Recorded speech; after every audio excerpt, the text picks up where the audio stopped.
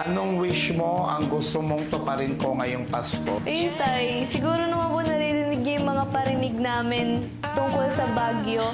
Kasi, syempre, sir, magpapasko na and mag-New Year na, gusto na rin namin magpahinga from work and syempre sa school. May enjoy rin po namin yun kasama po kayo and syempre yung Rancom family. Kasi, sir, ang dami na po nating memories sa Subic, sa Pico de Oro. And syempre, sir, mas gusto ko pa pong makagawa ng maraming memories kasama si Brion. And ayun po. Kung bibigyan ka ng pagkakataong pumili o sino ang gusto mo maka-love team ngayong 2026, si Brion pa din pa ang pipiliin mo at bakit? Siyempre naman po tayo, si Brion pa rin po kasi sobrang masanay na po ako sa kanya kahit na 1 year pa lang po kami. Gusto ko pa rin po siya maka-love team sa susunod na year and sa mas susunod pa po. And gusto po namin mas marami pang mapatunayan sa mga fans and supporters po namin ni Brion. Abangan natin yan na kung matutupad ang inyong mga kahilingan. Miles, Yes po, Tay. ito ang una mong tanong. Anong wish ang gusto mong tuparin ko ngayong Pasko? First of all po, sa sobrang thankful and grateful po ako sa Rancov Management dahil sobrang dami na pong wish ang tinupad po nila. Kaya ang sa akin lang po is sana po patuloy pa po ang pagdami ng blessings sa Rancov Management and syempre sa aming lahat.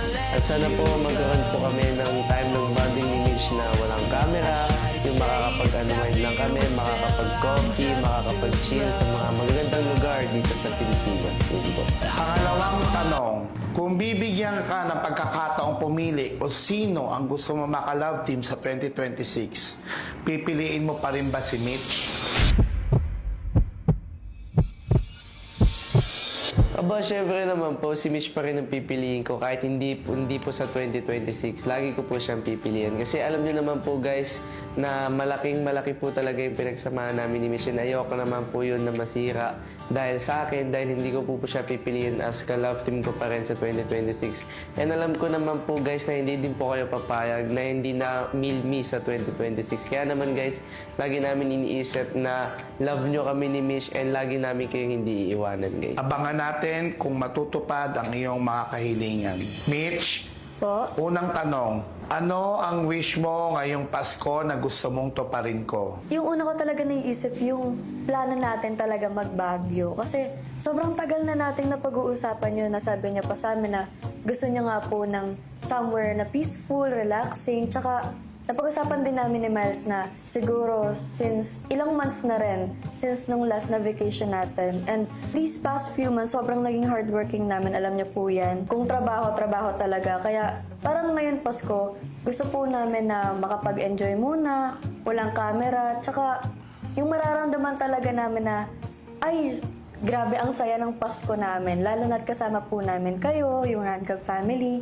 and syempre yung mga mahal namin sa buhay. Kung bibigyan ka ng pagkakataong pumili kung sino ang gusto mo maka-love team sa year 2026, si Miles pa rin ba ang pipiliin mo? Oo naman po. Syempre po si Miles pa rin. And hindi ako magsasawang piliin si Miles. Kahit ilang taon pa yan, napapapiliin nyo kami kung sinong makaka-love team namin, sir. Di ko man siya naging unang ka-love team. Siya naman yung nagtagal sa akin. And alam kong pipiliin niya rin ako. Tsaka hindi po nawawala yung chemistry namin kahit anong mangyari. And yung na-establish naming name together and as an individual. Tsaka pinapalagahan po namin yung isa't isa. Alam na alam po namin yan. Abangan natin kung ano mangyayari sa iyong mga kahilingan. Okay po. Kasi, unang tanong, kung bibigyan ka ng pagkakataon, ano ang wish mo ngayong Pasko? Makasama ang ka-love team ko na si Angel na makagala kami sa malamig na lugar tulad ng Baguio. Kasi gaya nga nang sabi ko sa kanya sa mga vlog is babawi ako sa kanya. Kaya siguro yun na lang yung way na magandang bawi na para igala ko na lang siya. Pero natatandaan mo, marami naghatid ng suporta kay Angel. Anong masasabi mo dito? Alam ko naman na marami nagmamahal kay Angel at marami nagsusuporta kay Angel at nag-aantay lang sila ng pagkakataon. Pero isa lang masasabi ko, iba pa rin ang may pinagsamahan. Pangalawang tanong, kung bibigyan ka ng pagkakataong pumili kung sino ang gusto mo maka-love team sa 2026, pipiliin mo pa rin ba si Angel or iba na? nalilito po kasi ako kung sino yung pipiliin ko. Kaya kayo na po mag-decide direct kung sino yung babagay sa akin sa 2026 at kung sino yung makakalab team ko sa 2026. Abangan natin kasi kung matutupad ba ang iyong mga kahilingan. Angel, Po, anong wish mo ang gusto mong tuparin ko ngayong Pasko? siguro po yung makabanding po yung ka-love team ko and yung friends ko dito sa Run Club. Kasi di ba Derek, lagi po namin hinihiling yun sa inyo na makapagbagyo kami. Lalo na po ngayong Christmas, makagala po kami.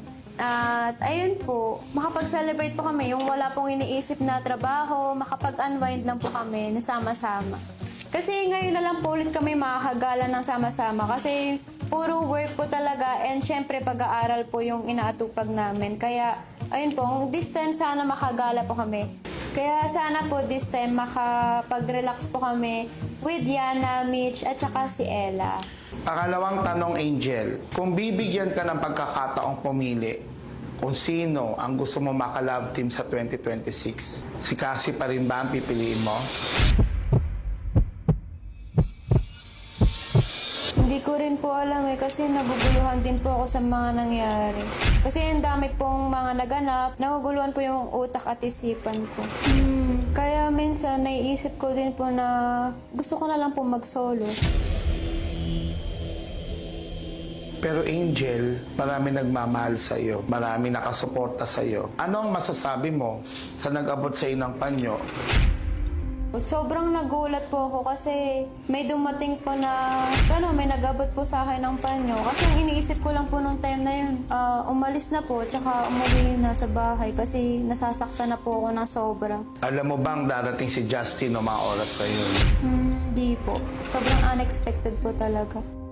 E noong pangalawang araw, may nagbigay sa iyo ng bouquet. Anong reaction mo dito? About naman po dun, grabe din po yung effort kasi naramdaman ko po na talagang sumusubaybay siya sa mga nangyayari sa amin dito sa Run Club. Kaya yun po, na-appreciate ko din po. Alam mo kung gaano kagrabe ang effort ni Mitch para puntahan ka rito at bigyan ka ng bouquet. Sa ilang buwan ng pamamahinga, nakita mo ang support niya. Anong reaction mo dito? Nagulat nga din po kasi 'di ba po bigla na lang po siyang nawala dito sa Run Club sa mga vlogs namin. Tapos bigla na lang siyang sumulpot nung umiiyak ako. Kaya parang na-appreciate ko din at saka nagtaka din ako bakit siya bumalik bigla. Paano naman yung nagbigay sa'yo ng chocolates? Ine-expect mo ba na may darating pa na isa? Sobrang unexpected din po kasi wala naman po kaming connection. And ayun po, na-appreciate ko din po yung effort niya na mabigay ng chocolate sa akin. Kasi ayun po, hindi po talaga kami nakakapag-usap pero pumunta siya para i-comfort din ako. Si Matt ang isa sa mga siniship na mga followers at supporters ninyo. Kaya inimbitahan ko siya, Angel, dahil sobra ka nasasaktan para may makasama ka na mag-content. Thank you po talaga, Derek, kasi nandito ka po para alalayan ako sa mga nangyayari din sa akin dito sa Run Club. Okay, Angel, abangan natin kung matutupad ang iyong mga kahilingan.